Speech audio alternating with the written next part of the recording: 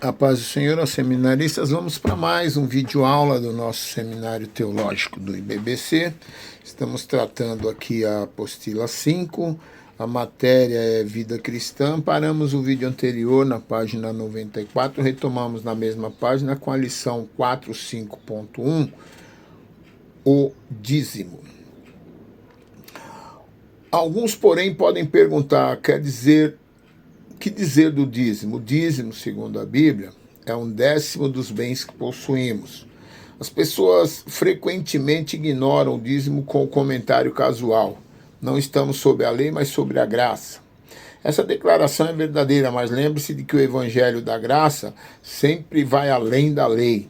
A lei declara não matareis, mas o evangelho diz não odiareis. E até mais, deveis amar. A lei de Moisés exigia 1/7 do tempo do indivíduo e 1/10 de sua renda para Deus. Esse era o mínimo.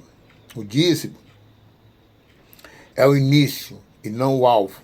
Da mesma forma, o dízimo é o ponto de partida e não o objetivo. O evangelho da graça supera o dízimo. Cada novo convertido desejará fazer sobre a graça, pelo menos o que era requerido sob a lei. Dr. Herschel Hobbes afirmou: os 9/10 provam o amor do homem, enquanto o 10º testa a obediência legal do homem. Torne o seu dinheiro imortal. Ajuntai para vós mesmos tesouros do céu. A contribuição deve ser também sistemática. 1 Coríntios 16:2 diz: no primeiro dia da semana, cada um de vós ponha de parte em casa conforme a sua prosperidade. Logo no início de sua vida cristã, adquira o hábito de contribuir regularmente. Além de contribuir sistematicamente, devemos fazê-lo com alegria. Tomar parte no plano de Deus é um grande privilégio. Paulo coloca isso em palavras em 2 Coríntios 9:7. Cada um contribua segundo tiver proposto no coração, não com tristeza ou por necessidade, porque Deus ama a quem dá com alegria. Quando chegarmos ao fim da vida, a pergunta será esta: quanto você deu? E não quanto você tem. Será quanto você sacrificou e não quanto poupou. Devemos produzir em lugar de sermos parasitas, contribuir e não receber. Lição 4.5.2, o exemplo de Cristo. O motivo de toda contribuição cristã está esplendidamente resumido em 2 Coríntios 8:9. Não vos falo na forma de mandamento, mas para provar pela diligência de outros a sinceridade do vosso amor. Pois conheceis a graça do nosso Senhor Jesus Cristo, que, sendo rico, se fez pobre por amor de vós, para que pela pobreza vos tornasseis ricos. Jesus Cristo deu tudo, a si mesmo se esvaziou, conforme Filipenses 2:7. 4 verdades são claras. Ele era rico e nós pobres. Ele tornou-se pobre e nós ricos. Vamos pensar por um momento nesses grandes fatos.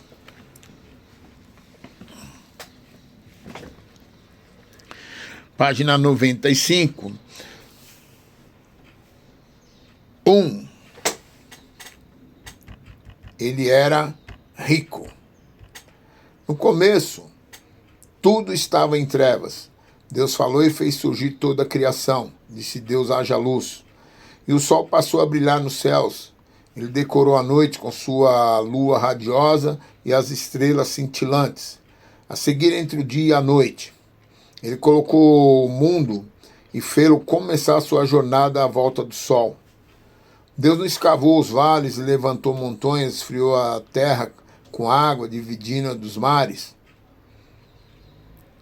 Depois se abriram as flores, as árvores frutíferas produziram, as ervas brotaram. Continuando, Deus colocou criaturas vivas na terra, animais de toda espécie, e viu Deus que isso era bom. Finalmente Deus fez o homem, soprou-lhe nas narinas o fôlego de vida, e o homem passou a ser alma vivente. Toda a criação declara o poder e a sabedoria do Criador. Deus é rico em poder. Toda a prata e ouro lhe pertencem. Os diamantes nas negras cavernas da terra são seus. Os gados nos milhares de pastagens são sua propriedade. Ele é rico em sabedoria, é onisciente. O passado, o presente e o futuro são um eterno agora para ele. Ele é rico em vida. Quando veio à terra e tomou a forma de homem, a morte não tinha poder sobre ele. Ele é Deus de eternidade a eternidade. 2. Nós somos pobres. Quão pobres somos? Tão pobres que nada possuímos com que defender nossa causa nas cortes celestes. Tão pobres que não poderíamos dar-nos ao luxo de contratar um advogado para pleitear nosso caso. Tão pobre que não temos vestes com que cobrir nossa culpa e nudez. Romanos 3 conta a lamentável história, como está escrito.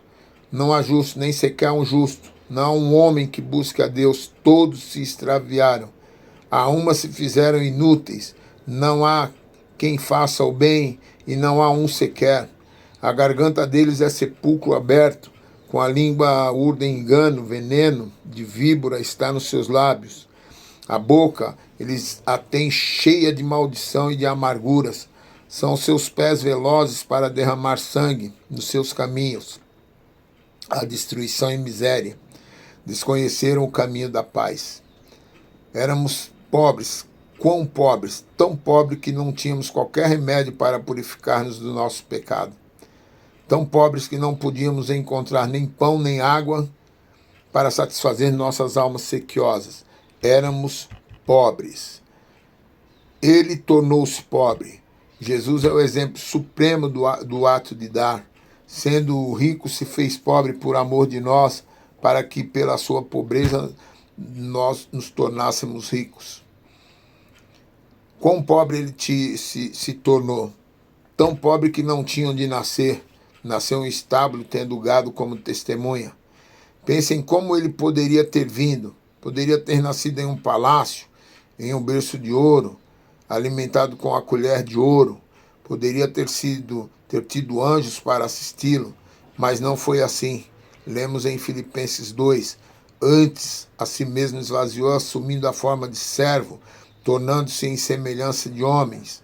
E reconhecido em sua figura humana, a si mesmo se humilhou, tornando-se obediente até a morte, e morte de cruz.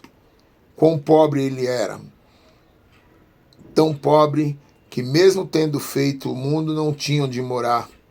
O chão era seu leito, as pedras seu travesseiro, o regato seu lavatório, a brisa sua toalha e o vento seu pente. Certo dia ele falou numa multidão, e lemos que depois de ter terminado, cada um foi para a sua casa. Mas a mesma narrativa evangélica continua dizendo que Jesus, entretanto, foi para o Monte das Oliveiras. Quando morreu, foi como um mendigo crucificado entre dois criminosos. Era tão pobre que teve de entregar sua própria mãe aos cuidados de outro. Quando chegou a hora do seu sepultamento, ele não foi sepultado em seu túmulo, mas no de outra pessoa, porque ele se fez pobre, por amor de vós, por amor dos perdidos, por aqueles que eram pobres, por mim e por você. 4. Nós nos tornamos ricos. Quão ricos nos tornamos? Tão ricos quanto o próprio Jesus Cristo. Estávamos mortos sem esperança, mas agora estamos vivos. Somos filhos de Deus, e não somente filhos, mas herdeiros. Somos sacerdotes e reis.